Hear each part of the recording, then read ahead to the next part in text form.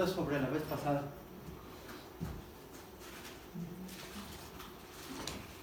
Todo esto de que no haya dudas es muy sospechoso, pero bueno, ya se verá en el examen a ver si es cierto.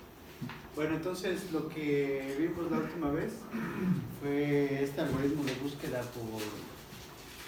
por amplitud, y a lo que llegamos finalmente es que, bueno, varias cosas, no, bueno, pero una de ellas es que la complejidad es O de M por O de M más N, ¿no?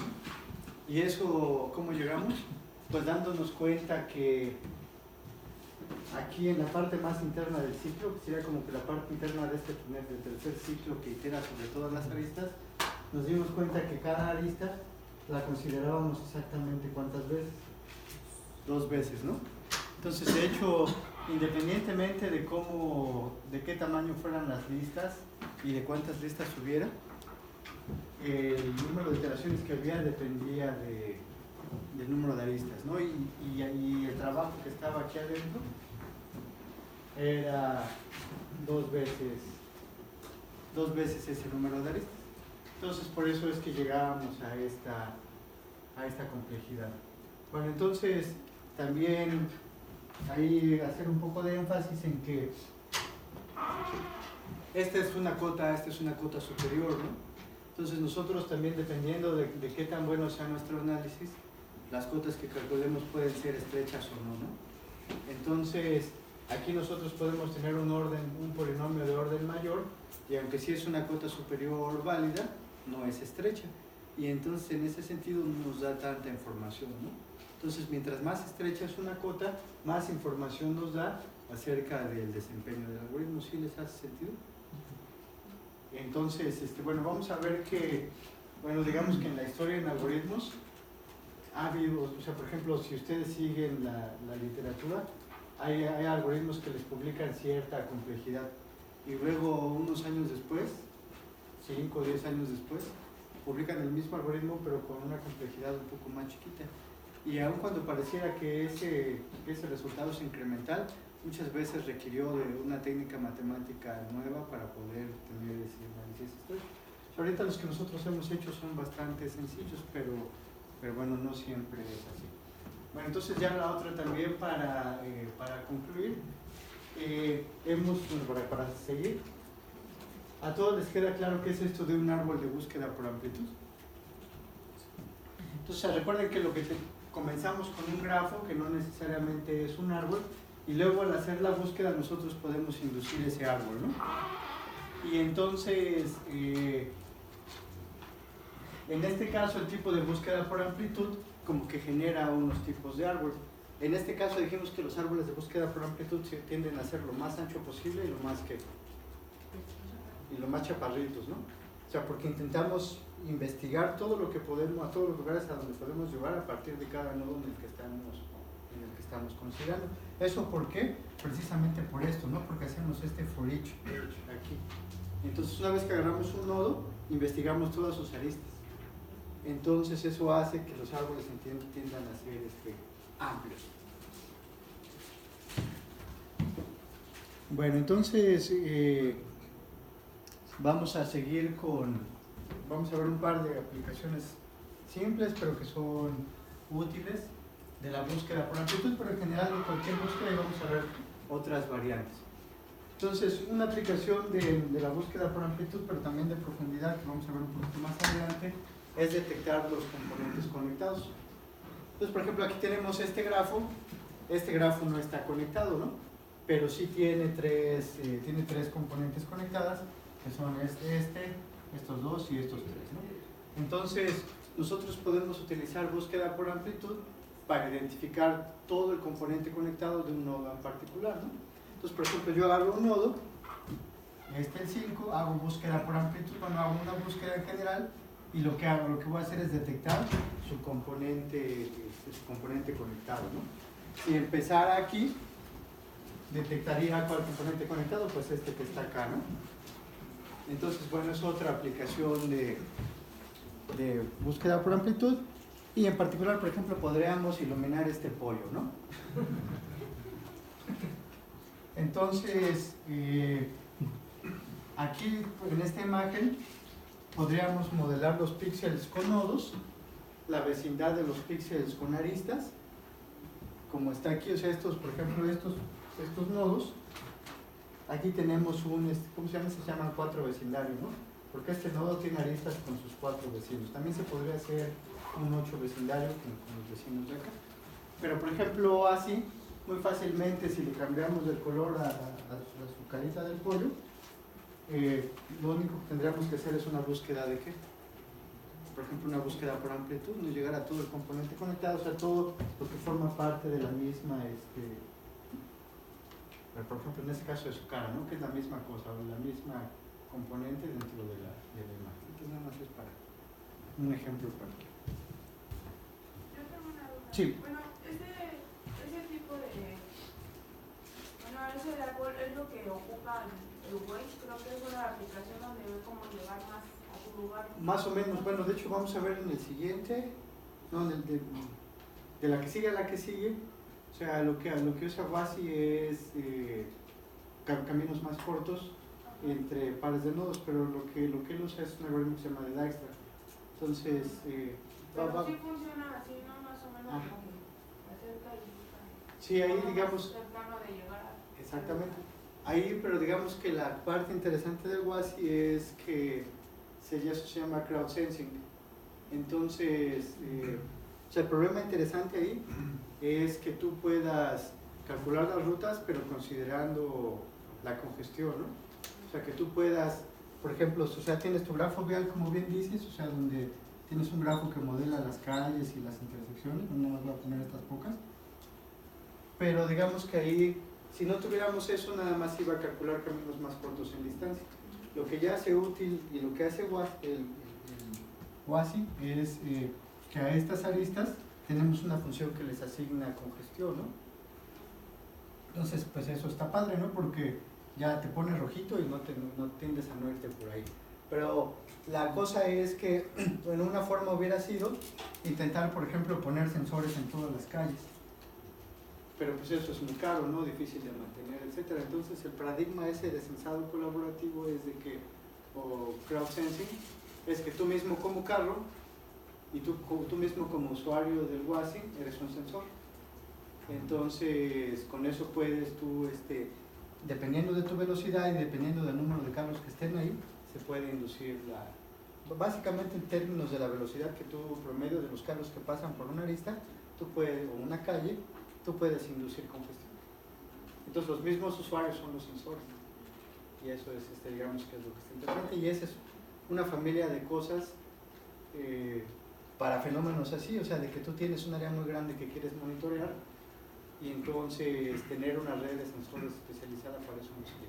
Pero bueno, entonces sí se usa Dijkstra, pero digamos que lo interesante del WASI es esa otra parte del crowd sensing.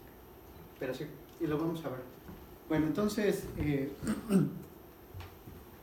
hecho, esta especificación que viene aquí de detección de componente conectado, si se fijan, es una especificación más abstracta de la búsqueda por amplitud. O sea, de hecho, la búsqueda por amplitud podría ser especificada por esto, nada más que esta es un poco más abstracta. Dice, R consiste de todos los nodos que son para los cuales S tiene un camino, ¿no? Entonces, lo que queremos hacer es detectar nuestro componente conectado, siendo que partimos de un nodo inicial arbitrario, que en este caso se llama S. Entonces, inicialmente nuestro componente nada más está S, ¿no?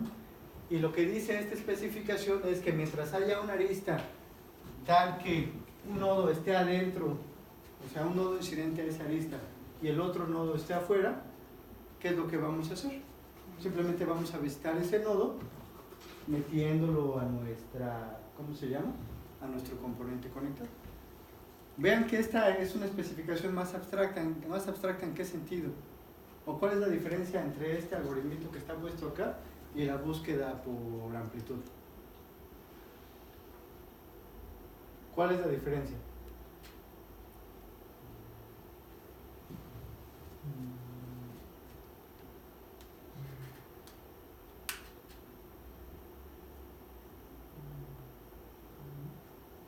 La diferencia es que aquí el orden en el que vamos visitando los nodos no está especificado, ¿no?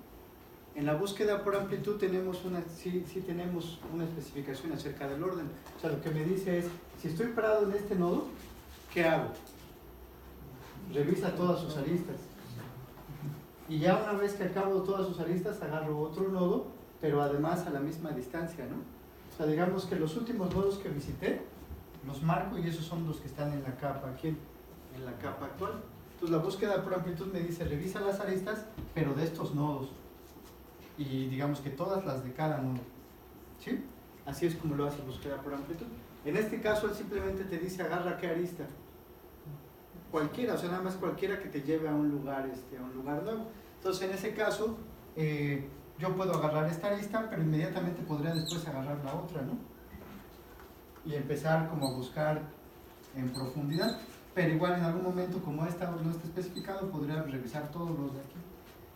O sea, esta es una búsqueda en la que no hemos dicho, no hemos impuesto ningún orden en la forma en cómo vamos visitando nuevos nodos, ¿no? Y vamos agrandando nuestro componente visitado.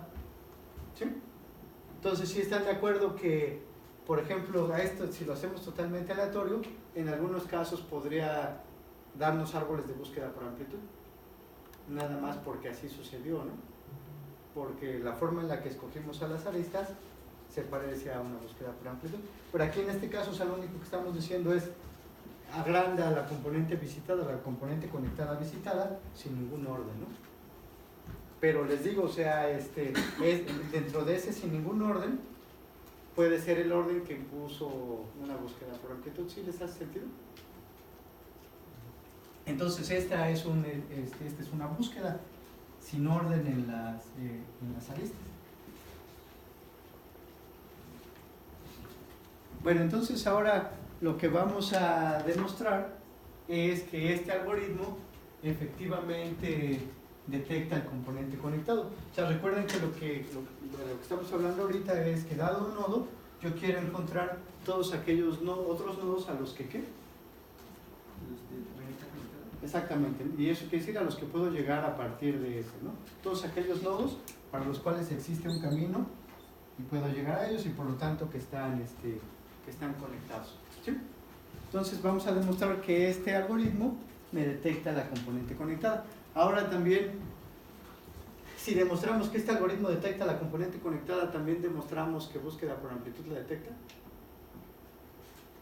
Sí, porque es más general. Exactamente, ¿no? O sea, porque en este no estamos suponiendo nada acerca del orden. Si esto de todas maneras detecta el componente conectado, entonces el otro también. Y bueno, la demostración es muy sencilla. Bueno, sencilla una vez que ya la vieron, ¿no? Como todo. Entonces, el teorema dice lo siguiente. O sea, una vez que el algoritmo termina, R es el componente conectado que contiene al nodo S, donde el nodo S era aquí. El nodo de inicio, ¿no? El nodo donde parte. Entonces vamos a proceder por contradicción. O sea, vamos a suponer que terminamos y que existe un nodo W. Vamos a considerar que existe un nodo W que no aparece en nuestro componente visitado R, pero que sí hay un camino SW en nuestro grafo. ¿Sí? Entonces queremos demostrar que al terminar el algoritmo detectamos la componente conectada. Entonces procedemos por contradicción y estamos suponiendo que terminó mi algoritmo, este fue mi componente conectada visitada, S, el nodo inicial, pero hay un nodo que llamamos W que no cayó dentro de... por hablar del pollo ya se me están yendo los gallos. Que no cayó dentro de la componente visitada, pero sí hay un ¿quién? Pero sí hay un camino que lo conecta, ¿no? Entonces, de hecho, ya utilizamos más o menos este mismo esquema en una demostración anterior. Entonces, si hay un camino, nosotros vamos a podernos ir hacia atrás en el camino y encontrar al primer nodo que ¿qué? El primer nodo que sí quedó adentro de la componente conectada, ¿no? En el peor de los casos, ¿quién sería este? No, R es todo, sería ese, ¿no? En el peor de los casos sería ese. Ese al menos está adentro. Entonces, si camino por acá, va a haber un primer nodo que sí está, Ahora ya muy bien. ajá, es lo que estaba buscando el nombre, sí. Entonces aquí se llama un primer nodo que está adentro y el que está inmediatamente conectado a él, que es el primero que está afuera, ¿no? Entonces encontramos esta situación en la que hay una arista entre este par de nodos U y B. U sí quedó adentro y B quedó afuera. Pero entonces nos fijamos en la especificación del algoritmo, ¿no? Y entonces nosotros vamos a iterar mientras exista ¿quién? Pues esta es que exista, mientras exista una arista V, esta de aquí, tal que U esté adentro de R y B esté afuera. Entonces el algoritmo no pudo haber terminado y esa es nuestra contradicción. Entonces, cuando el algoritmo termina, detecta la componente conectada. ¿Sí? Entonces nada más también, recuerden qué es cuando procedemos con contradicción, ¿qué estamos haciendo? O sea, lo que estamos haciendo es, suponemos que esto es verdadero, que sí termina, y negamos la conclusión, ¿no? Entonces, o sea, estamos negando que R es una componente conectada que contiene a todos los nodos que son alcanzables desde S, ¿no? Entonces, negamos lo que queremos concluir y vemos qué es lo que sucede, con la esperanza de que lleguemos a una contradicción, ¿no? Bueno, entonces, Profesor, sí. una pregunta, ¿cuál es la diferencia entre componentes fuertemente conectadas? Ahorita lo vamos a ver precisamente en esta misma clase. El concepto de componente fuertemente conectada es para grafos dirigidos. Ahí ahorita, al ratito, en unos minutos más. Bueno, entonces va otro tipo de búsqueda, que es, esta búsqueda se llama búsqueda por profundidad. Entonces, en la búsqueda por amplitud, nosotros lo que hicimos fue, comenzamos con un nodo U, y visitamos todas las aristas, ¿cómo se llama? Todos los nodos que son incidentes al nodo U, ¿no? Y eso lo declaramos que era la capa 1, ¿no? Y luego a partir de ellos visitamos todos los demás, ¿no? Pero solamente estos nodos, ¿no? Por ejemplo, los nodos que vamos visitando no consideramos sus aristas todavía. Una vez que ya visitamos todos, declaramos que esa es la siguiente capa, en este caso la capa ¿quién? La capa 2, y ahora me pongo a revisar sus aristas. Entonces, como dijimos, esto tiende a generar árboles gordos y chaparritos. Ahora, en el caso de la búsqueda por profundidad, lo que hacemos es intentar buscar por profundidad. Entonces, por ejemplo, comenzamos en U, agarramos cualquiera de sus aristas, brincamos, y luego nos llamamos recursivamente otra vez, agarramos cualquiera de sus aristas y brincamos. Entonces, por ejemplo, podría haberse venido por acá. Una vez que estamos aquí, ¿qué hacemos? Otra vez lo mismo, ¿no? Porque vamos a pensar que este es todo el grafo. Entonces, si ya no hay nada más que visitar, hacemos backtrack, regresamos a la llamada anterior, porque esto es recursivo, y aquí seguimos intentando buscar en profundidad, seguimos lo más profundo que podemos. Entonces brincaría hacia acá, aquí otra vez volvemos a llamarnos recursivamente, brincamos, y entonces, si se fijan, este árbol lo que intenta es llegar lo más lejos posible. Cuando se ve atrapado empieza a regresar y considera los otros aristas. Entonces, de hecho, estos árboles tienden a ser largos y flacos. Entonces, ¿qué dice el pseudocódigo? Llamamos a depth first search con un nodo arbitrario, marcamos a U como explorado, añadimos a U a la componente visitada, y luego tenemos este ciclo que dice: por cada una de las aristas incidentes a U, si el nodo con el que estamos conectando no está marcado explorado, llamamos recursivamente a búsqueda por profundidad. Entonces es un algoritmo, sí. ¿Siempre se va a la derecha?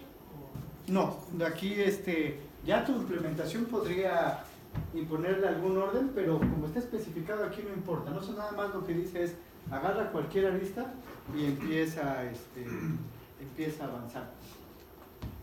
Entonces, digamos, aquí agarré primero esta, pero para este ejemplo pude haber agarrado la que sea, ¿no? Pude haber agarrado esta y luego irse a cualquier otra. Ahora ya tu implementación sí puede ser que por ejemplo, si estos nodos tienen un identificador o las aristas tienen un identificador, tiendan a agarrar primero el más chico o lo que sea, ¿no? Y que no está mal, o sea, nada más que esa implementación tiene esa característica. Ahora, lo que sí también debemos poder ver es que, dado un nodo y dada su... imagínense que esto está así. Dado un nodo y dada la búsqueda por profundidad, podemos generar muchos árboles distintos, ¿no? Dependiendo de cómo lo hayamos hecho. Por ejemplo, me pude haber venido acá, luego él pudo haber visitado a este, y este ¿qué hace después? Visita al de abajo, y este visita al de acá, y este dice, ah, no, este ya está visitado, ¿no? Pero luego a partir de acá visitó a este. Entonces estas ramas que estaban aquí chiquitas, ahora la desarrollamos hacia arriba. Entonces generamos otro tipo de topología en esta búsqueda por profundidad. Si se fijan, como que son dos puntos en el espectro, ¿no? O sea, lo más ancho, en el otro lo más largo. Pero ambas búsquedas, digamos que podrían estar, o sea, ambas búsquedas pueden estar especificadas por este algoritmo. Bueno, digamos que este es más general, ¿no? O sea, él te deja, tú investigalas como quieras, ¿no? Entonces también, si esta es aleatorio, en algunos casos podrían caer largos y flacos, en algunos casos podrían quedar gordos, y en otros pues todo lo que hay en medio, ¿no? ¿Dudas hasta aquí? Bueno, entonces búsqueda por profundidad. Bueno, vamos a ver una propiedad que tienen los árboles de búsqueda por profundidad. ¿Recuerdan qué propiedad vimos que tenían los árboles de búsqueda por amplitud? Que era que si dos nodos en el grafo original estaban unidos por una arista, ¿qué tenía que pasarles? O estaban en el mismo nivel o estaban con un nivel diferente. Exactamente, ¿no? Tenían que caer en la misma capa o en capas adyacentes. O sea, no podía haber una capa intermedia entre ellos dos, ¿no? Entonces eso aplica a cualquier árbol de búsqueda por amplitud, sin importar de cómo rompa los empates o cómo escoja dentro de mis opciones qué nodos visitar. Entonces, bueno, ahora los árboles de búsqueda por profundidad también vamos a poder caracterizar algunas propiedades sobre ellos. Pero bueno, primero, este primer resultado. Y lo que dice es que, dada una llamada recursiva al nodo U, o sea, lo que tengo, o sea, si yo tengo aquí el nodo U y llego a él, ¿no? O sea, alguien hizo depth first search U y puede ser que yo venía de más arriba, ¿no? Lo que dice es que una vez que llego aquí, todos aquellos nodos que marque como explorados desde que llegué aquí y que regreso de él, todos van a ser sus descendientes en el árbol de búsqueda por amplitud. Y sí tiene sentido, ¿no? ¿Por qué? O sea, porque cuando yo hago depth first search de aquí, ¿qué es lo que va a hacer mi algoritmo? Buscar otra cosa, ¿no? Entonces va a brincar a cualquier otro lugar y de aquí ¿qué va a hacer? Otro lugar y va a estar brinque y brinque, ¿no? Pero de hecho, si se fijan, todas estas cosas que visitemos van a ser, ¿quiénes? Van a ser descendientes de uno. Y eso va a ser cierto. Y bueno, entonces voy a venir por acá, visito todo lo que puedo visitar, ya no puedo visitar más. ¿Y qué va a empezar a hacer mi algoritmo? A regresar, ¿no? Voy a regresar. Cuando llego aquí, ¿qué dice mi algoritmo que tengo que hacer? Busco otros lados, ¿no? Entonces ahora vengo por acá, encuentro otras cosas, pero digamos que eventualmente tengo que regresar. Entonces, ya cuando no tengo más aristas que revisar, pues regreso al padre y van a salir otras cosas. Pero digamos que sí es más o menos claro que todo lo que visite desde la primera vez que llegué a U y que regreso van a ser sus descendientes. Y digamos, porque así está el algoritmo, ¿no? O sea, todos son todos lugares o son todos nodos que yo añado al árbol, pero van a ser añadidos en partes más abajo de estas ramas, ¿no? Y todas van a colgar todas deben de colgar de U, ¿sí? Entonces eso dice esta propiedad. O sea, dice que para dar una llamada recursiva a U, todos los nodos que son marcados como explorados entre que llegué aquí y que regreso, todos ellos van a ser descendientes de U en el árbol T. Ahora, nada más recuérdenme, ¿quién es ese árbol T? Es el árbol de búsqueda por profundidad que estamos induciendo a través de ¿quién? A través de la búsqueda misma, ¿no? O sea, recuerden que nuestro grafo original puede o no ser un árbol, y cuando nosotros lo exploramos, de hecho estamos induciendo un árbol. ¿Induciendo un árbol de qué forma? Quedándonos con las aristas ¿qué? ¿Pero qué? Sí, todas las aristas conectan, pero ¿cuáles fueron? Las que usamos para llegar, exactamente, las que usamos para llegar por primera vez a un nodo, ¿no? ¿Sí están de acuerdo? Y de hecho, sí, más o menos intuitivamente, pero luego creo que en la tarea lo van a tener que demostrar, nunca ponen una arista de un nodo que ya visitaron, ¿no? ¿Y eso por qué? Exactamente, sería un ciclo, ¿no? ¿Sí están de acuerdo? O sea, si van a poner una arista a un nodo visitado, si la pusieran en ese momento se hace un ciclo, ¿no? Porque ya pudieron llegar de otra forma y bueno, entonces están descubriendo una segunda forma de llegar a ese mismo lugar, entonces tienen que hacer sí les voy a poner ese problema, se tiene que hacer un ciclo. Entonces la idea es que, como dijimos la clase pasada, o sea, en estas búsquedas yo podo aristas y me quedo con las aristas suficientes para conectar a un árbol, digo, para que las aristas mínimas para conectar al grafo. Y esas aristas mínimas para conectar el grafo me generan un árbol. Pero, profesor, Sí. entonces, no sé, en cada vez que corra el programa me puede dar diferentes árboles. Dependiendo de cómo lo programes. Si digamos que si tu programa está Por izquierda siempre, va a ser casi. Bueno, lo que pasa es que la izquierda es, en este caso la izquierda ¿cuál es la izquierda y la derecha? O sea, nada más. Que le diga siempre vete en profundidad, izquierda.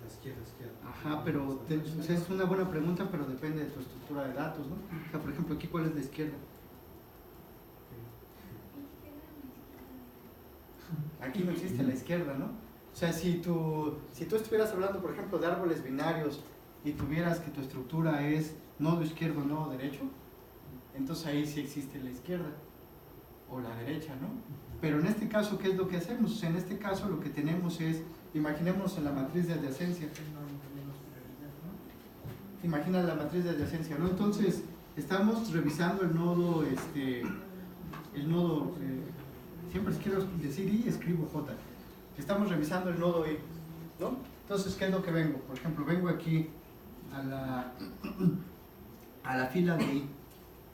¿Qué es lo que voy a hacer? ¿Qué es lo que me interesa aquí? ¿Dónde estén los quiénes? ¿Dónde estén los unos, no? Entonces, por ejemplo, imaginemos que esto que nada más tiene 2 era algo así, ¿no? Porque tenía una arista con el nodo 3 y otra con el nodo 55. Entonces, de hecho, si la recorres así, siempre te va a dar el mismo. Aquí, ¿cuál fue la izquierda? Bueno, no es izquierda, nada más es el más chiquito. El que tenía el índice más chiquito en esta matriz, ¿no? Pero imagínense que no, o sea, que no usamos una matriz de adyacencia, sino una lista de adyacencia, donde aquí por el nodo I, nosotros tenemos esta lista ligada, ¿no? ¿Cuál agarraría primero? El que quedó primero acá. Entonces es, digamos que el de para acá, el de la izquierda, pero el de izquierda en la estructura de datos. Entonces, si su algoritmo es determinista, sí siempre va a sacar lo mismo, ¿no? Tú que pudieras hacer, por ejemplo, echarte un volado y empezar a buscar de la izquierda o de la derecha. Y ya podría darte diferentes cosas. O digamos que ser un poco más explícito y agarrar cualquiera de estos con la misma probabilidad. Pero ya estás haciendo tu algoritmo expresamente aleatorio. Entonces digamos que, aun cuando la especificación que tenemos aquí no me dice el orden, Ya cuando tú lo programas sí la puedes imponer, queriendo o no queriendo, ¿no? O sea, de hecho pareciera que es más difícil que lo hagas aleatorio, o sea, como que expresamente tienes que hacer cosas para que pueda hacer cosas distintas. Sí, más o menos tiene sentido. Y sí tiene sentido que aquí no tiene sentido hablar del hijo izquierdo y del hijo derecho. Eso no.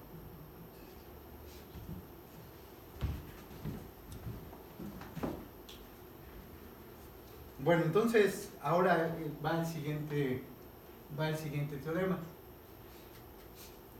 Dice, sea una T un árbol de búsqueda por profundidad. O sea, el árbol que vamos a inducir al aplicarle búsqueda por profundidad a un grafo G. A este grafo G, ¿no? Y dice, sea XY una arista que estaba en G, que es mi grafo original, pero que no terminó estando en mi árbol de búsqueda por profundidad. Un ejemplo aquí, ¿cuál sería? Un ejemplo sería esta arista de acá, ¿no? Esta arista sí está en mi grafo original, que es el todo rojo, pero no terminó estando en mi búsqueda por profundidad, que son las aristas, ¿quiénes? Las aristas azules, ¿no? Y no lo pusimos porque de ponerlo hubiera generado un ciclo. Entonces lo que me dice es que, bueno, si me fijo en una arista que sí estaba en el grafo, pero que no apareció en mi árbol de búsqueda por profundidad, entonces lo que debe ser cierto es que alguno de los dos es el ancestro del otro. O sea, uno de los dos tiene que ser ancestro del otro. O sea, ¿qué es lo que está qué es lo que está restringiendo? O sea, ellos no pueden ser ¿qué? No pueden ser hermanos, pero tampoco no pueden estar así como en ramas lejanas del árbol. O sea, no pudieron haber quedado en el árbol, no pudieron haber quedado así, o cualquier cosa más abajo, ¿no? O sea, siempre uno, si digamos que agarramos X, que es el primero que visitamos, Y tiene que estar colgando de algún lugar en el árbol, ¿no? Eso es lo que dice ese teorema. ¿Sí les hace sentido? Y entonces, si quieren, imagínenselo así, o sea, si es un descendiente, quiere decir que está colgando de él en el árbol, ¿sí? Y entonces, por ejemplo, en el ejemplo de ir al pizarrón, ya terminamos y nos sucede eso, ahí porque ya no hay a dónde ir, por ejemplo. Acá. Ahí, exactamente, ya terminamos. No, aquí no hemos terminado. O sea, por ejemplo, Regresamos hasta el inicial, ¿no? así es, o sea, es buena pregunta y vamos a ver ¿no? O sea, lo que dice es, o sea, brinco acá, ¿no? O sea, ya llego a este cuate, y lo que me dice es, revisa todas las aristas incidentes a U. De hecho, si quiero, reviso esta de regreso, y no brinco a ella, ¿por qué? Porque ya está explorada, ¿no? Pero entonces ya no tengo más. ¿Qué es lo que hago? ¿Qué es lo que hace este algoritmo? Regresa, ¿no? Entonces voy a regresar al nodo anterior. Entonces llego aquí. Aquí, tal vez el que me falta es este. Pero otra vez, como ya está visitado, ¿qué es lo que hago? Regreso al anterior, regreso. Entonces voy a regresar acá otra vez, ¿no? Entonces que ya aquí voy a hacer lo mismo. Sigo con mis aristas, entonces podría encontrar esta. Luego podría encontrar este y regreso y vengo para acá, ¿no? Regreso. Podría intentar esta en este lado, pero ya tampoco porque está visitado. Agarro esta y luego ya regreso y como ya vi todas mis aristas, declaro que ya acabó, ¿no? Entonces ahora sí, digamos que ese azul es un árbol de búsqueda por profundidad del grafo rojo. Y lo que me dice es, fíjate en cualquier arista que no aparece, que de hecho en este caso nada más es una, ¿no? Dice, fíjate en esta arista que no aparece. Dice, entonces uno de los dos debe ser descendiente del otro. En otras palabras, es que uno de ellos debe de colgar de una rama de uno de los dos. ¿Sí? Y pues sí tiene sentido, ¿no? ¿Qué hice ahora? Me fui al final.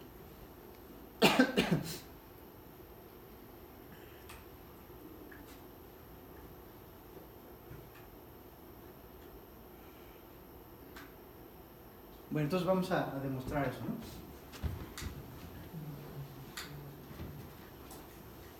Y la demostración es fácil nada más fijándonos en la propiedad, anterior.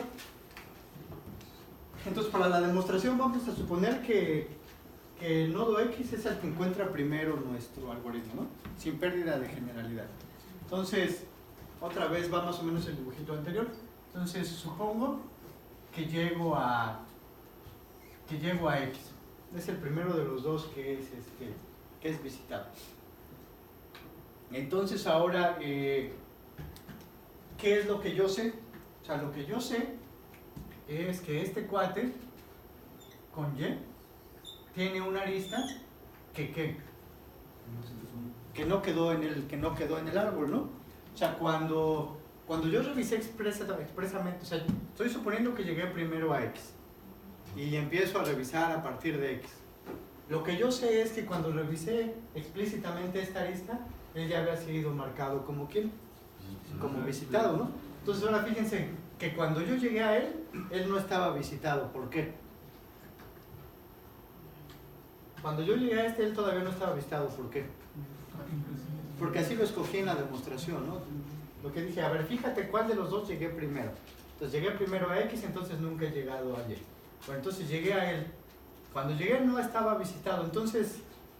Y después resulta que cuando revisé su arista, ya lo visitaron. Entonces, ¿cómo lo tuvimos que haber visitado? Cuando empecé a buscar por acá, no sé qué decir que cuando empezó a hacer la búsqueda, lo tocaron. Entonces, eso quiere decir que tiene que ser ¿quién? Tiene que ser mi descendiente, ¿no? Y se fijan que esta es una conclusión directa de la propiedad anterior que vimos.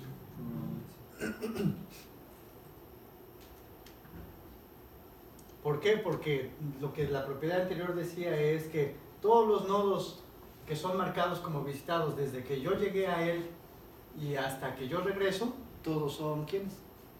Descendientes de X. Entonces este es el caso para allí. Porque cuando yo llegué a X no estaba visitado y cuando lo reviso ya está visitado. Entonces él tuvo que haber sido un ¿qué?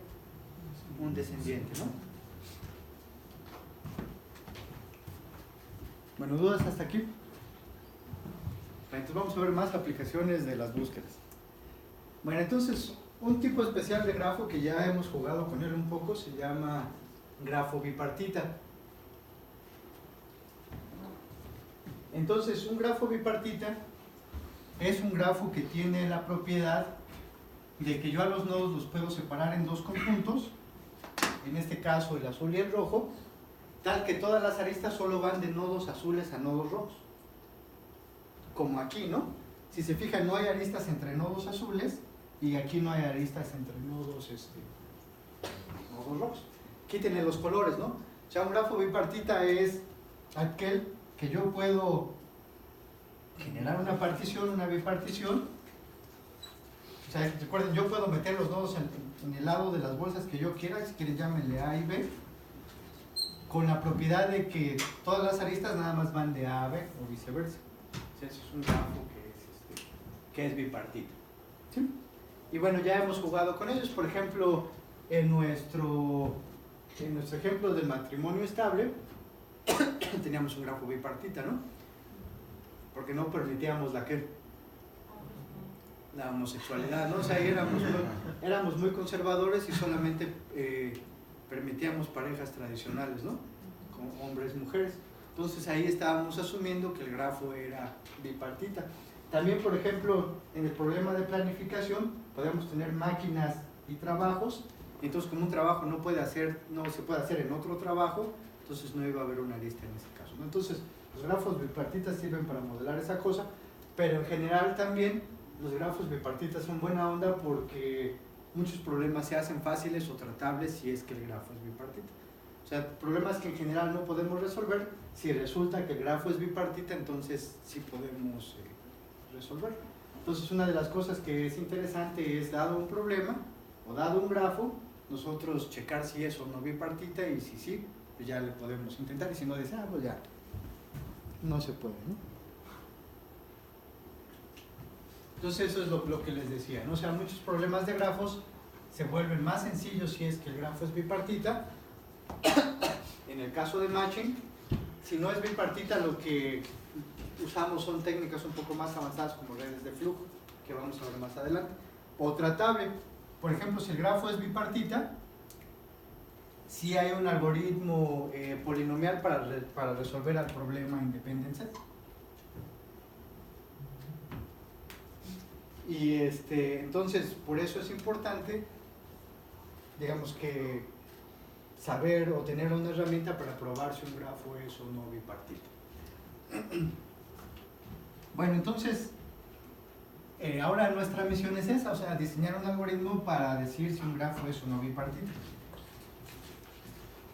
Una de las técnicas que también se utiliza en este tipo de casos es intentar descubrir cuáles son las estructuras que me harían que mi grafo no sea bipartito, o sea, cuáles son como que cuáles son las restricciones, o intentar caracterizar qué condición me hace que mi grafo no sea bipartito. Entonces, ¿qué creen que se les ocurre o qué han leído que es un límite para que un grafo sea bipartito? A ver, por ejemplo, Un ciclo impar. exactamente, un ciclo impar. Por ejemplo, ese grafo es bipartita. No hay forma, ¿no? ¿Y por qué no hay forma? Pues, o sea, bipartita también quiere decir que es dos coloreable, ¿no? ¿Qué es el problema de coloreado de grafos? El problema de coloreado de grafos, dado un grafo, yo tengo que dar una función que a cada nodo le asigna le asigna un color. En el 2 coloreado solamente tenemos 2 colores, ¿no? Entonces aquí a cada nodo le tenemos que asignar un color. Pero para que el coloreado sea válido, no debe haber aristas monocromáticas. En otras palabras, no debe haber aristas que sus dos nodos incidentes tengan el mismo color, ¿no? Entonces, un grafo bipartita es un grafo 2 coloreable, o sea que lo podemos colorear con únicamente 2 colores, ¿no? Entonces ahora vemos aquí nuestro ciclo de tamaño 3. Imagínense que tengo azul y rojo, ¿no? A este nodo solamente tengo 2 opciones de color, o sea, le tengo que dar un color, ¿no? Asignémosle rojo. Entonces eso quiere decir que para que estas aristas no sean monocromáticas, a los otros nodos les tengo que poner ¿qué? El otro color, ¿no? En este caso verde. Pero pues ya valió, ¿no? Mi grafo no es 2 coloreable. Entonces en general bueno, eran ejemplos primero. Entonces este es un grafo que es bipartita, aunque aquí no se ve, ¿no? Porque está así todo hecho un relajo, pero ya si organizamos los nodos y además los pintamos, pues ya se ve que es claramente bipartita, ¿no? Entonces, bueno, también depende de cómo organicemos el grafo, es más fácil o no. Pero bueno, entonces, buscando esas como que obstáculos para la bipartición, llegamos a este lema, ¿no? Que dice que un grafo es bipartita, dice que si un grafo es bipartita, entonces no puede contener ciclos de tamaño impar.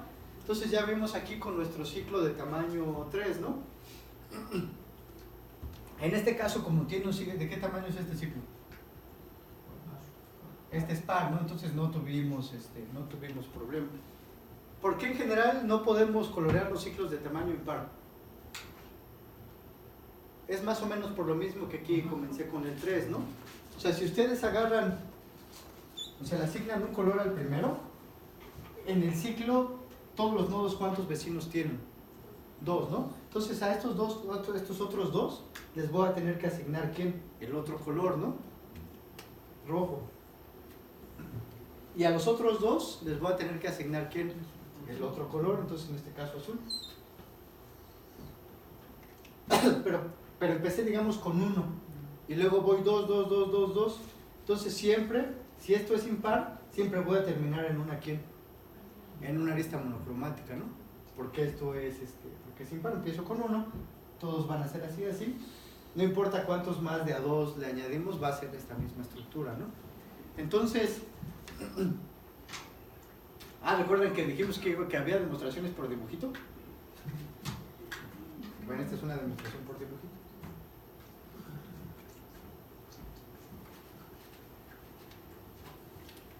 Más o menos, ¿no? Bueno, entonces, si en nuestro grafo, lo que sí es más o menos, o sea, lo que sí podemos concluir es que si nuestro grafo tiene un ciclo de tamaño impar, entonces no es 2 coloreable, ¿no? Porque no vamos a poder colorear ese ¿cómo se llama?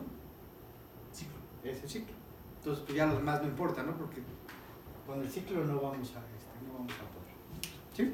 Entonces, si esta cosa tiene ciclos de tamaño impar, pues ya decimos que no. Ahora sería cosa de preguntarnos si ese es como que el único enemigo, ¿no?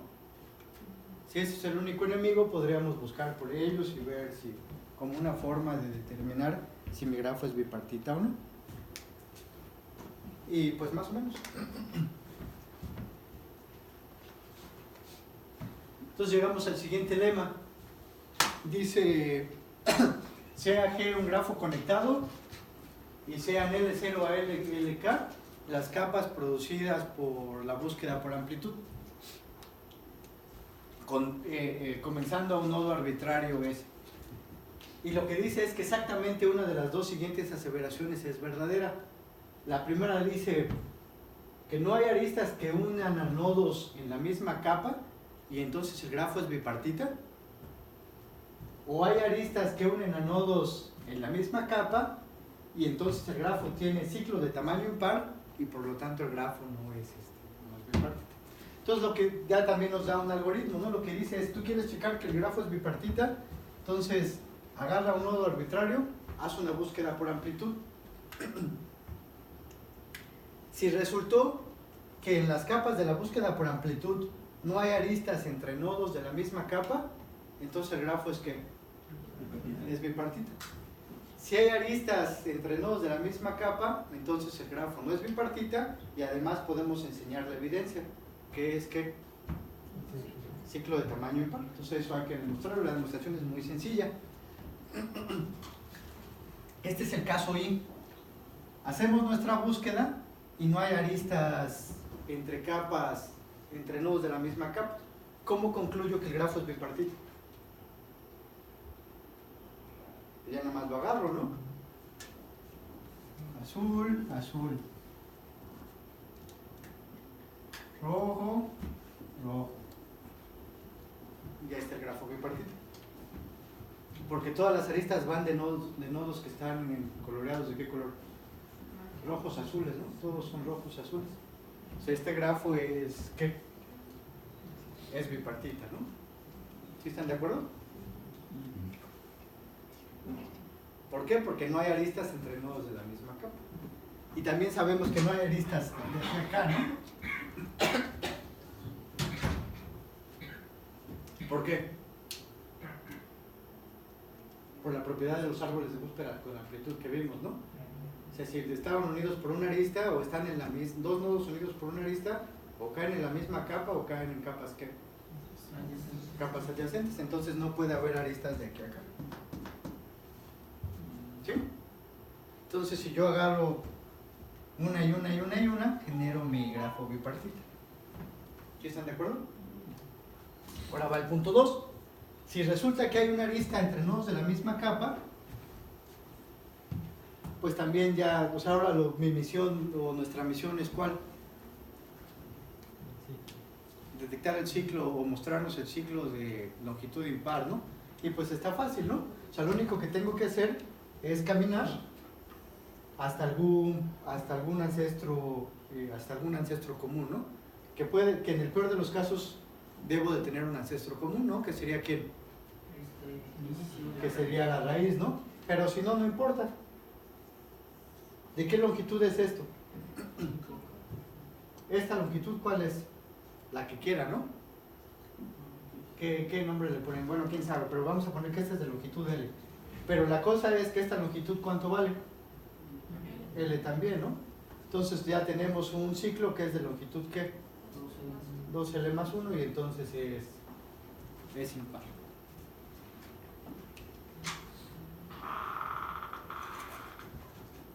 Y bueno, pues está padre, ¿no? Porque con búsqueda por amplitud podemos detectar si un grafo es o no bipartita, ¿no? Y además también, digamos, si alguien nos contrata, además tenemos un certificado. Entonces le decimos, este no es bipartita, y si les preguntan, a ver, pero ¿cómo, no? No buscaste lo suficiente, yo creo que si le muevo este nodo para acá y este nodo para allá, sí va a ser bipartita. Porque si se fijan también eso podría ser un problema combinatorio, ¿no? O sea, el problema de grafo bipartita es, tengo un grafo y yo lo que quiero es ver a cuáles les pongo azul y a cuáles les pongo rojo para que todas las aristas vengan de aquí para acá, ¿no? Entonces el jefe podría decir, no, lo que pasa es que pintaste mal unos colores, unos nodos de azul, ¿no?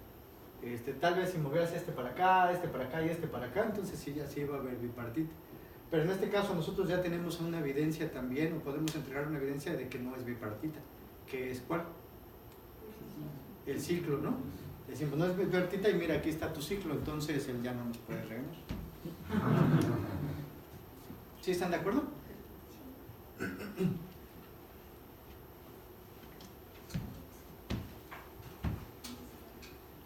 Y bueno, ya también tiene la seguridad de que no somos flojos y no se puede, ya probé y no se pudo.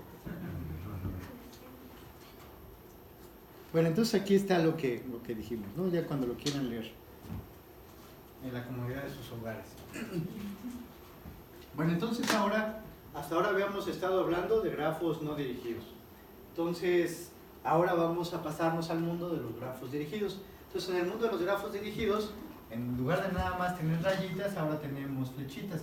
Y eso quiere decir que nos interesa la dirección de una arista, ¿no? Y entonces ahora sí podemos tener, o sea, estas dos aristas son dos aristas que son distintas.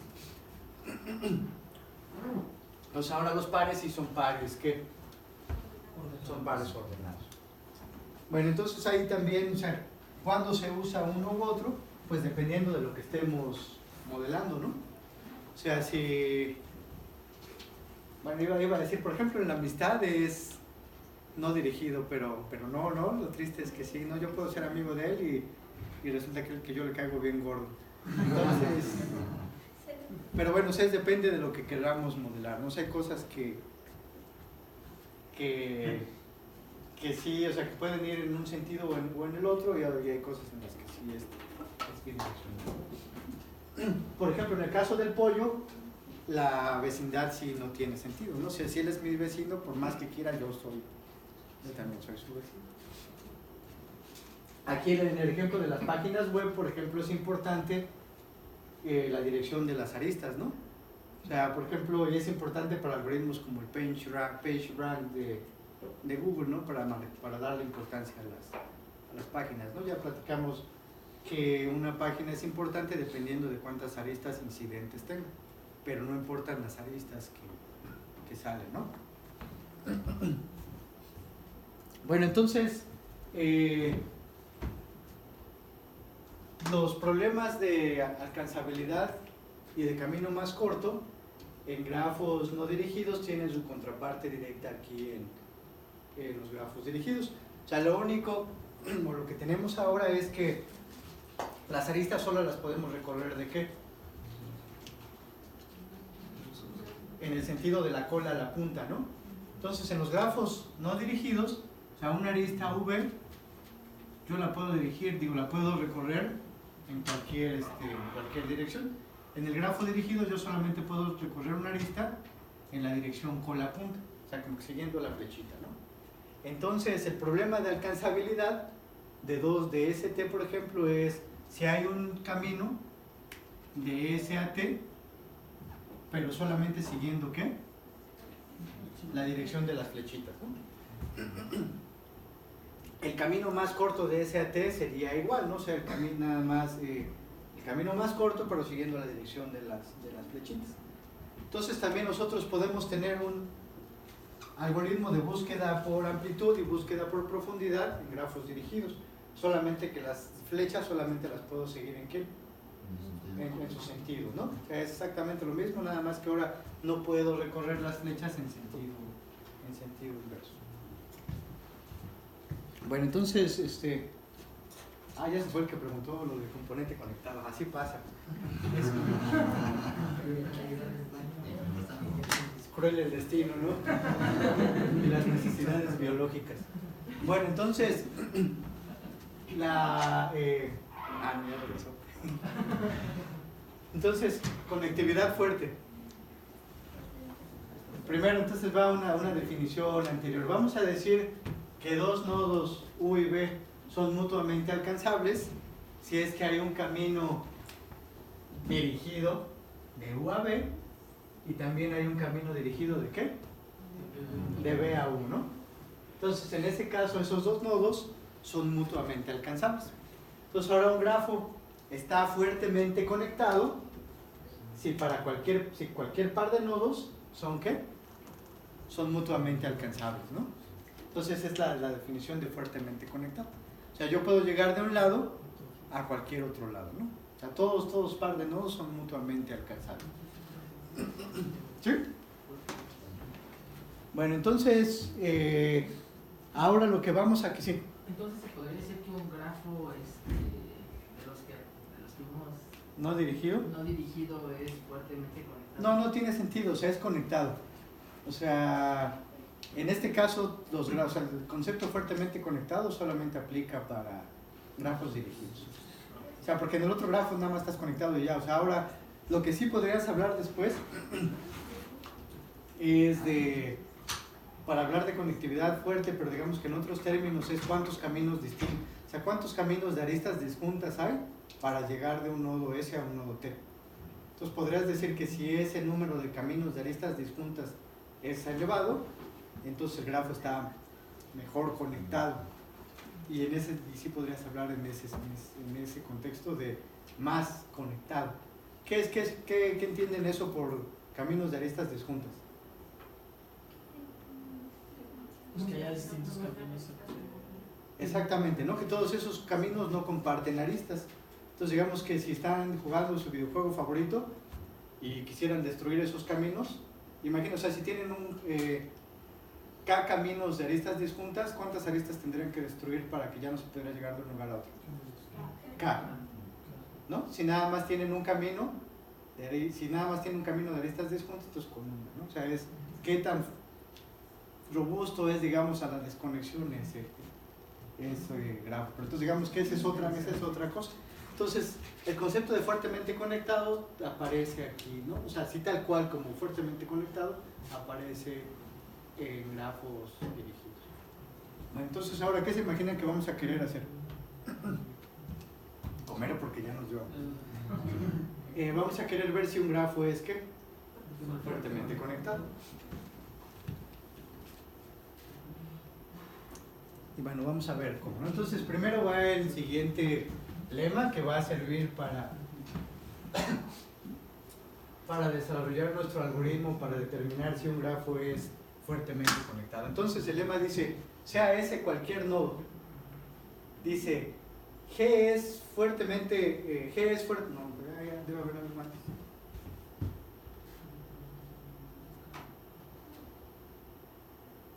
No. Bueno, a ver. Lema dice, S sea cualquier nodo. G es fuertemente conectado. Sí y solo sí. Cualquier nodo es alcanzable de S, desde S, y S es alcanzable desde cualquier nodo. O sea, lo que dice el lema es, ven que la definición de fuertemente conectado me decía que todo par de nodos tiene que ser mutuamente alcanzable. Entonces este lema como que nos ayuda un poquito y dice, bueno, basta con que te fijes en un solo nodo. Si de todos los nodos puedes llegar a S y de S puedes llegar a todos los nodos, entonces ya tu grafo es fuertemente conectado. Y sí tiene sentido, ¿no? O sea, porque ¿qué es lo que queremos demostrar? Que para que un par arbitrario de nodos, o sea, lo que queremos es que si agarramos un par arbitrario de nodos U y B, debo de poder llegar de uno al otro, ¿no? Pero ¿qué es lo que estamos suponiendo? Que existe un nodo S que es el que es buena onda y que todos podemos llegar a S y de S puedo llegar a todos lados, ¿no? Entonces con eso ya era S, ¿no? ¿Por qué? ¿Qué hago? Yo sé que de U puedo llegar a quién? A S, y yo sé que de S puedo llegar a quién? A B, ¿no? Y viceversa, ¿no? Yo sé que de B puedo llegar a S y que de S puedo llegar a quién? Y pues ya, ¿no? O sea, basta con los caminos. no son dos caminos, o sea, basta con que exista un nodo al que todos podemos llegar y de que ese nodo se pueda llegar a todos los demás. De hecho, estos caminos podrían estar traslapados. No me importa, o sea, podría ser, por ejemplo, que de hecho este camino, o sea, que tenga esto así, pero que en realidad este camino sea, y aquí agarres un pedazo también de este, y así, ¿no? O sea, que aquí este sea el mismo camino y ya llegué a eso. Sí. Eso lo podríamos ligar con el Independent Set, porque si todos están, si está fuertemente conectado, el Independent Set sería uno y a la medida en la que se... No necesariamente, porque están fuertemente conectados por un path. Y en Independent Set nada más te interesan las aristas. O sea, vaya, U y B, aunque estén conectados, pueden pertenecer a un Independent Set. Porque lo que te interesa para Independent Set es que no estén unidos por una arista. Entonces están unidos, o sea, si no en ese caso para cualquier grafo conectado no podrías calcular Independent Set. Y sí, ¿no? O sea, porque Independent Set nada más te importan las aristas en un solo salto. Bueno, a ver, entonces, ¿sí les queda claro a todos este lema? O sea, si existe ese nodo S al cual puedo yo llegar y de ese se puede llegar a todos lados, entonces mi grafo es fuertemente conectado. ¿Sí? Bueno, entonces, pero ahora ya tenemos este lema, ahora ¿qué sigue? Pues vamos a dar un algoritmo, ¿no? ¿Cómo es el algoritmo para determinar si un grafo es fuertemente conectado o no? Yo tengo una duda. Sí. Si está de S a U y luego de S a V y de V a U, entonces no sería fuertemente conectado. A ver, déjame lo dibujo porque, a ver, ¿de qué a quién? De S a U. Entonces, a ver, nada más teníamos U, bueno, y ahora ni siquiera escribí U, ¿no? Escribí una cosita. Tengo V y tengo S, ¿no? Ajá. Entonces, ¿ahora Si qué? está de S a U. O sea, si hay un camino de S a U. Ajá. Y también de S a V. También hay un camino de S a V. Y luego de U a V, ahí ya no estaría fuertemente conectado. Bueno, ya después, o sea, de hecho puede haber más caminos, ¿no? Pero lo que dice es que basta con que se dé el caso de que de ese yo puedo llegar a cualquier lugar y de cualquier lugar puedo llegar a ese. O sea, esa es la condición suficiente para que el grafo sea fuertemente conectado. O sea, si se da eso, ya es fuertemente conectado. Todos los caminos extras, pues, ayudan y los podría tomar, pero ya no me determinan si el grafo es fuertemente conectado. O sea, la naturaleza de este lema, o sea, nosotros el problema que tenemos a mano es, me dan un grafo y yo tengo que decir si es fuertemente conectado. Entonces, ¿cómo le hago, no? Una de las formas es checar si existe este nodo S. Entonces, lo que me dice el lema es, bueno, fíjate, nada más tienes que fijarte en un nodo.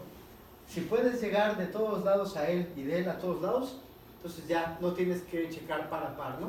Porque a través de él puedes generar los caminos entre cualquier par de nodos.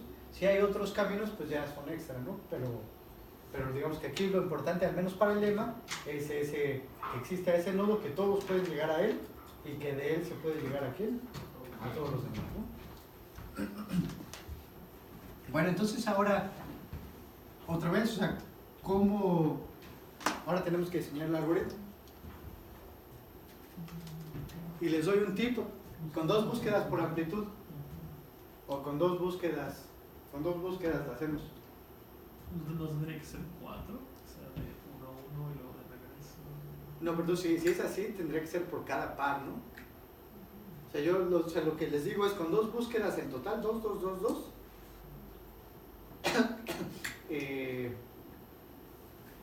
probamos si el algoritmo, si el grafo está fuertemente conectado. Una que inicie lo que declaremos por raíz y otra que la que inicie en donde no más lejano que encuentre la raíz. Pero el nodo más lejano no me garantiza lo demás, ¿no? O sea, él me garantizaría que de él puedo llegar a la raíz.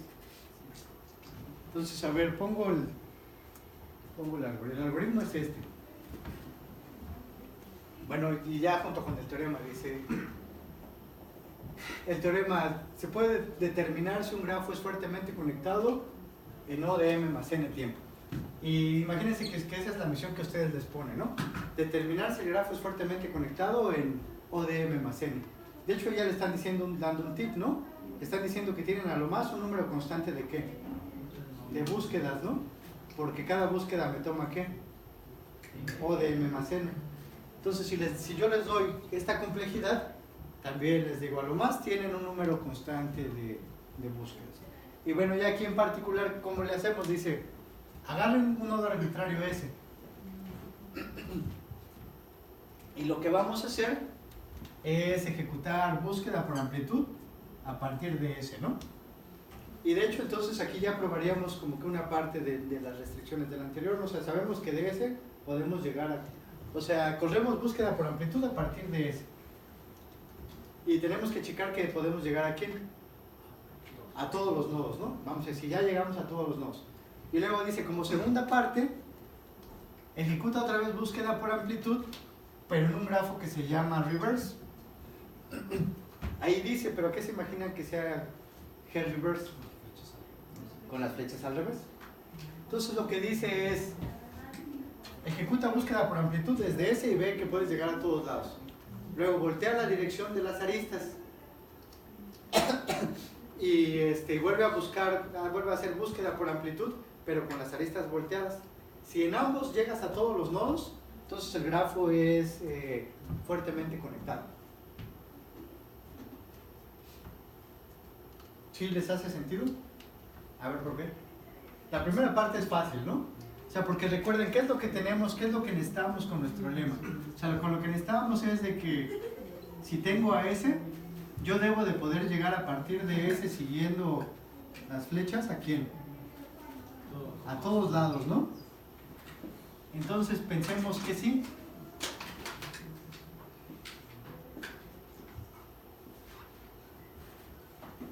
Esas son las direcciones normales. Entonces lo siguiente que me pide el lema anterior es que ahora tengo que probar que de todos lados debo de poder llegar a quién? A ese. Entonces lo que dice el algoritmo, voltéale la dirección de las aristas y vuelve a ejecutar breadth first search. Si puedes tocar todos, lo que tendríamos que concluir es que de todos podemos llegar a quién? A ese. Y ahora, pero explíqueme a alguien por qué. Porque se regresan, ¿no? Porque O sea, quiere decir que bajo otras aristas, que ahora son las verdes, también pude llegar a quién? A todos lados, ¿no? Pero estas aristas son ¿cómo? En sentido contrario, exactamente. Entonces, si pude llegar aquí en sentido contrario, quiere decir que ¿qué? Que en realidad en el sentido original puedo ¿qué? Regresar. Si llegué aquí en el sentido contrario, quiere decir que en el sentido original puedo ¿qué? Llegar. Y eso es todo. Y se empezaría la búsqueda desde el mismo momento. Sí, porque es lo que nos pide el lema. O sea, con eso dimos un nodo para el cual se puede llegar a todos los demás y de todos los demás puedo llegar a ese nodo de llegada. Entonces nuestro algoritmo para probar si un grafo es fuertemente conectado nos toma 2 búsquedas por amplitud o 2 búsquedas por profundidad, 2 búsquedas de las que quiero. ¿Por qué no necesito que sea búsqueda por amplitud? Porque en realidad, ¿qué es lo que necesito de la búsqueda? Encontrar todos los nodos. Exactamente, lo que es llegar a todos los nodos. Y en la demostración de la especificación más abstracta, vimos que con ese basta ¿para qué? Para llegar a todos los nodos, para detectar la componente conectada. Entonces aquí no importa qué búsqueda le pongo. Búsqueda por amplitud, búsqueda por profundidad o lo que se les ocurra, ¿no? Pero que sea una búsqueda.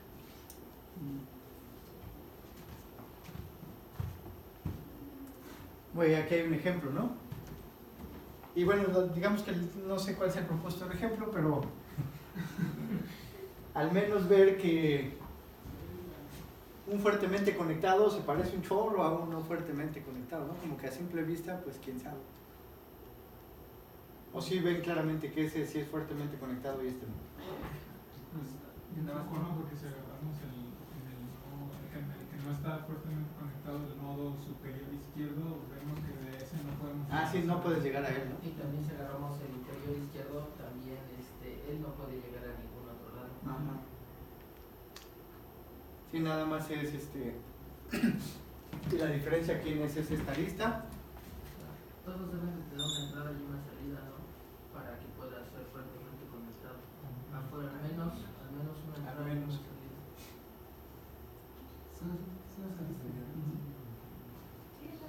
Y esta es la que hace toda la diferencia.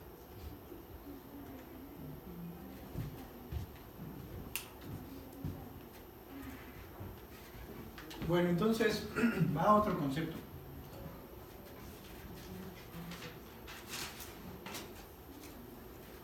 Bueno, entonces ahora va a la siguiente definición. Dice que un grafo acíclico dirigido, o DAG de cariño, o sea, ¿por qué es Directed Acyclic Graph?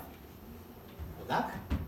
Es un grafo dirigido que no contiene ciclos dirigidos. Entonces, igual en el mundo de los grafos dirigidos, los ciclos solamente son ciclos si es que son dirigidos, ¿no? Entonces, por ejemplo, o sea, si tengo estos tres y mis aristas son así, o sea, ese no es un ciclo dirigido.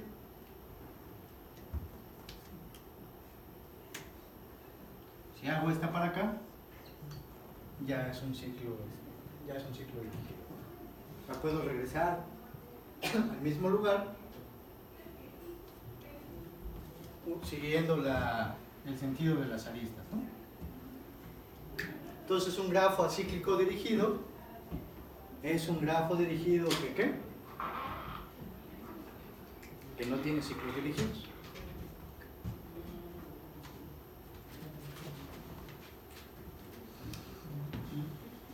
Va a otra definición. Vamos a decir que un orden topológico de un grafo dirigido es un ordenamiento de los nodos. O sea, a cada uno de los nodos les vamos a asignar etiquetas. Debemos tener una relación de orden total sobre las etiquetas. Y entonces debe ser cierto que si existe una arista que va de BI a BJ, la etiqueta de I tiene que ser menor que la etiqueta de J. Y ese entonces sería un orden topológico. O sea, va de nuez. O sea, tenemos nuestro grafo, ¿no?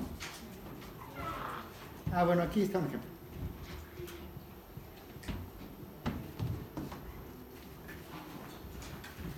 Tenemos nuestro grafo. Un orden topológico de este grafo consiste en una función que le asigna etiquetas a los nodos. Y en este caso piensen que la etiqueta es el subíndice de este cuate, ¿no? Entonces, esta es la etiqueta 6, 7, 1, 4, 5, 2, 3. Entonces es un orden topológico si para cualquier arista que nosotros agarremos, la arista del nodo que está en la punta debe ser menor que la arista que está en ¿quién? En la cola de la flecha.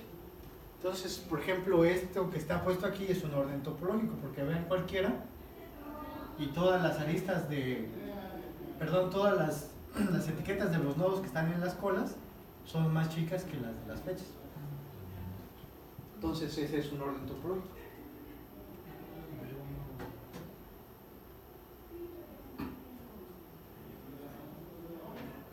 Una forma de verlo es que si ustedes aplanan a su grafo, digamos que ordenado por las aristas, ordenado por las etiquetas, por ejemplo aquí que va de 1 a B7, todas las aristas siempre deben de ir de izquierda a derecha. Como aquí, ¿no? Siempre van de atrás para adelante. Si no se puede dibujar de esta manera es que no tiene un orden topológico.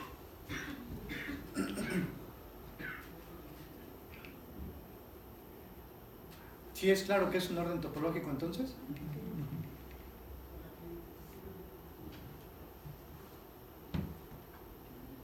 ¿Dudas?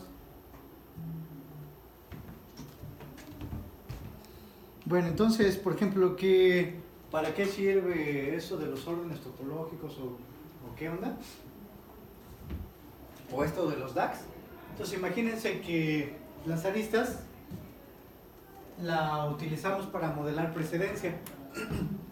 Por ejemplo, que tienen un montón de tareas que realizar y entonces van a poner una arista entre la tarea I y la J, si es que, por ejemplo, la tarea I se tiene que hacer primero que la tarea J. ¿Eso dónde aparece? Por ejemplo, cuando los cursos tienen prerequisitos. Entonces, cuando ustedes llevaron su licenciatura, vean que debían tener un DAC de prerequisitos, ¿no? O sea, que no se puede llevar mate 3 si no se ha llevado, ¿qué? Mate 2, ¿no? Entonces, un orden topológico, ¿qué me daría? ¿Qué materias tomar? ¿Mande? ¿Qué materias tomar? ¿En qué secuencia? ¿No? ¿En qué secuencia puedo llevar mis materias? ¿En qué otro contexto aparece comúnmente? Por ejemplo, en compilación, o sea, cuando ustedes hacen su makefile, ustedes también pueden ahí, o sea, ahí reflejan si es que hay relaciones de precedencia al compilar a los módulos. O sea, ven que tienen que compilar algunas partes para que genere la tabla de símbolos de eso, si es que la van a utilizar en otro lado, ¿no? Entonces también les va a dar en qué secuencia. También, por ejemplo, bueno, aquí dice Pipeline Computing Jobs, o sea, en general, si ustedes tienen trabajos que la salida de uno requiere, que la entrada de uno requiere la salida del otro, lo tienen que modelar con un grafo. Entonces ese grafo tendría que ser a fuerza un DAX, si no, no se puede, ¿no? O sea, lo que ahí, ¿qué es lo que no queremos que haya? O sea, que yo tenga una tarea, digamos una tarea A, que requiere lo que genere una tarea B, pero resulte que B requiera ¿qué? Que requiera la salida de A, ¿no? O sea, si encontramos unas precedencias de esta forma, pues ya valió, ¿no? ¿Eso cómo se conoce? Es un ciclo dirigido, pero es un deadlock, ¿no? Porque nadie va a poder terminar. Porque él necesita a él para terminar y él necesita a él también para terminar, ¿no? Entonces, cuando estamos modelando esas cosas, o sea, es importante que nuestro grafo que modela esas preferencias no tenga ¿qué? No tenga ciclos dirigidos, o en otras palabras que sea un DAG, ¿no? Bueno, entonces ahora lo que vamos a hacer es intentar caracterizar qué se necesita para que sea un DAG y finalmente un algoritmo que me pruebe si un grafo dirigido es un DAG. Entonces, ¿qué es un DAG? Grafo cíclico dirigido, ¿no? O sea, es un grafo dirigido que no tiene ciclos. Bueno, entonces, y vamos a ver que DAG y orden topológico en realidad son la misma cosa. Entonces va el primer lema y dice que si G tiene un orden topológico, entonces G es un DAG. Igual vamos a proceder por contradicción y vamos a pensar que sí tiene un orden topológico, pero el grafo tiene un ciclo, ¿no? Y vamos a ver qué pasa. Entonces vamos a pensar que mi grafo tiene un ciclo dirigido, ¿no? ¿De qué longitud? Aquí no me importa, ¿no? O sea, de longitud arbitraria, ¿sí? Entonces ahora, para que esta cosa tenga un orden topológico, siempre debe ser cierto que la etiqueta de este cuate tiene que ser ¿qué? Mayor, ¿no? Tiene que ser mayor que la de su colita, ¿no? Entonces debería de ser que este es mayor que este. ¿Y la de quién? Y la de este mayor que este, y la de este mayor que este, y la de este mayor que este, y la de este quién. Y pues ya valió, ¿no? Y ahí está la contradicción.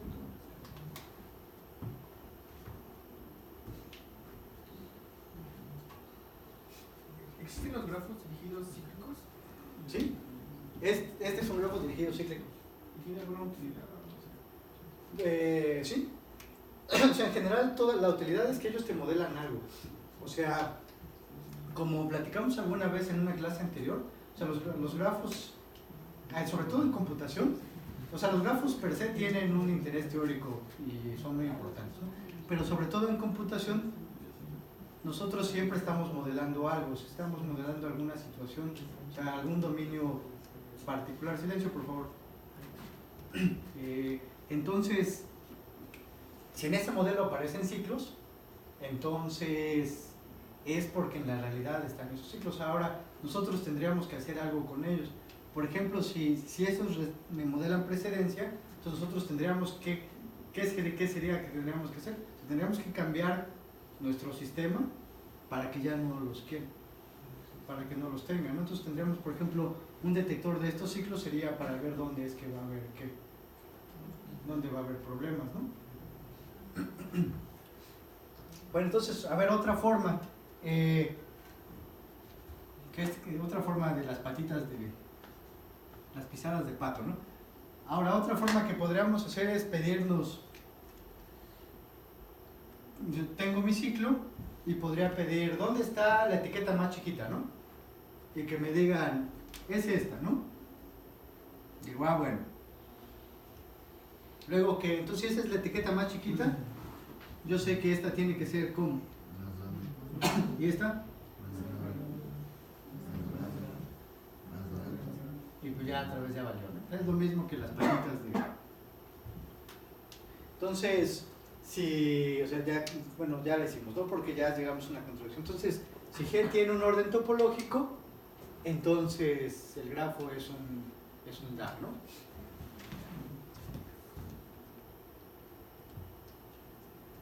Y bueno, entonces ahora lo que nos preguntaríamos es si todo DAG tiene un orden topológico, entonces tenemos que hacer la otra. Y bueno, ahora va primero un resultado intermedio. Y es el siguiente lema. Entonces este lema dice que si G es un DAG, entonces debe tener al menos un nodo sin aristas de entrada. Entonces, para hacer un DAG, al menos uno de los nodos debe de no tener aristas de entrada. Debe existir un nodo que todas las aristas sean ¿qué? De salida. Y igual la demostración es por contradicción. Supongamos que todos los nodos tienen aristas de entrada, ¿no? Entonces lo que voy a hacer es, me paro en ese nodo y voy a caminar en las aristas, pero al revés. Entonces estoy parado en un nodo y camino hacia atrás, ¿no? Tiene aristas de entrada, entonces paro a otro nodo. Y luego ese nodo también tiene aristas de entrada, entonces puedo, ¿qué? Caminar otra vez. Y ese, como tiene aristas de entrada, puedo hacer lo mismo. Entonces eso puedo, ¿cuántas veces lo puedo hacer? Hasta que encuentre repetido, ¿no? Hasta que encuentre uno que no tenga nada que le entre. Bueno, pero todos tienen, ¿no? Entonces lo puedo hacer indefinidamente, ¿no? Entonces si mi grafo es finito y yo puedo estar caminando ahí un número infinito de pasos, quiere decir que tuve que haber recorrido un ciclo, ¿no? Entonces esa es la contradicción. O sea, no es posible que mi grafo sea acíclico y que todos los nodos tengan ¿quién? Aristas de entrada, ¿no? Y bueno, eso es esto. Y decirse la demostración actuada, ¿no?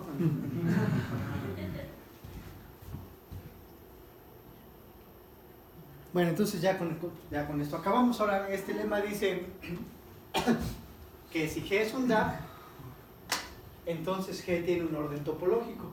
Y de hecho esta demostración por inducción también ya nos da el algoritmo para, dado un DAG, encontrar el orden topológico.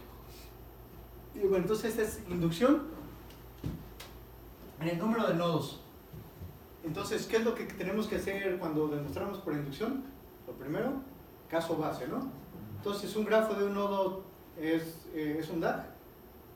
Sí, ¿no? Porque no tiene, solito no tiene ciclos.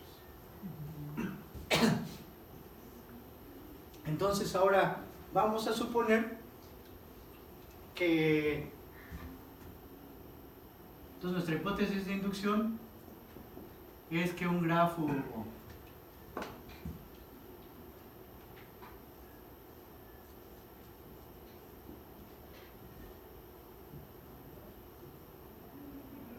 pero no un grafo, ¿no? Un DAG de n-1 nodos tiene un ¿quién? ¿Tiene un ¿quién? Un orden topológico.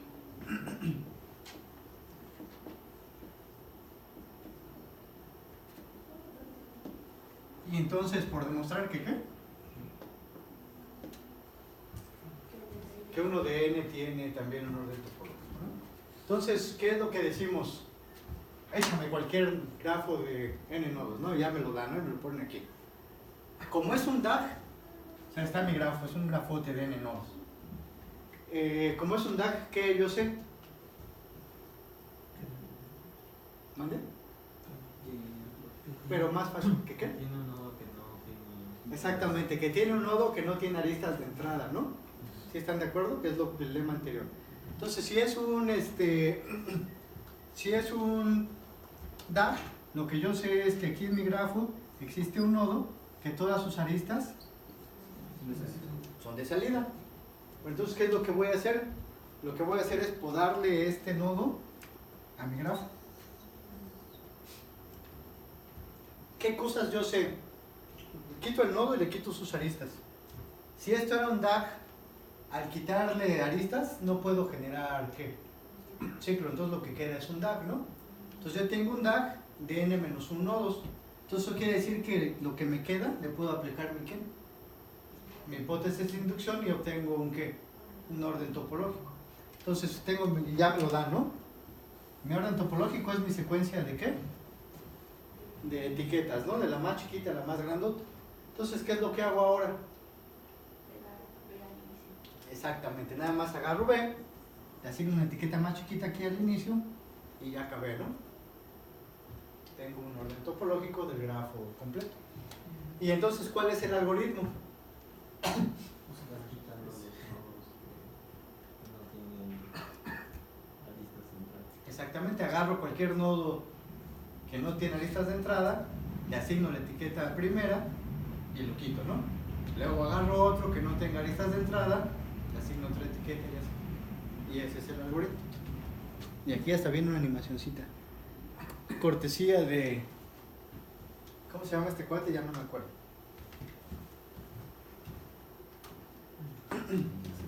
Entonces tenemos nuestro grafo. Agarramos cualquier nodo que no tenga aristas de entrada, ahí hay varios, ¿no? Aquí va a agarrar el 1, lo pone, quita sus aristas, luego agarra el 2, lo pone, y pues así, ¿no? Todo es felicidad. Pero bueno, o sea, lo que podemos ver es que también un DAG puede tener muchos órdenes topológicos, ¿no? A ver, vamos a hacer otro nada más para jugar. Otro podría haber sido que exactamente, o sea, nosotros agarramos B2, entonces esto ya no está, ¿no? Luego, ¿qué otra opción hay? Podemos agarrar B3 y entonces este ya tampoco está, ¿no? Y ahora, ¿quién podemos agarrar? ¿Ya nada más queda B1? Entonces ahora agarramos B1. Entonces, a ver, voy a quitar estos también para que se vea bien quiénes han muerto, ¿no?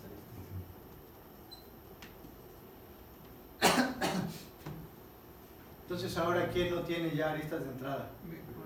B4, ¿no?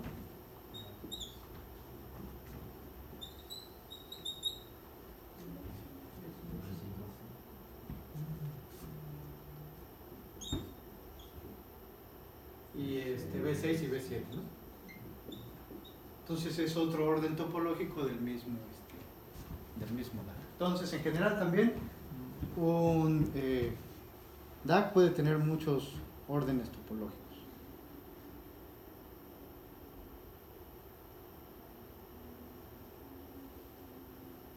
Y ya acabamos. Entonces al ratito les dejo tarea.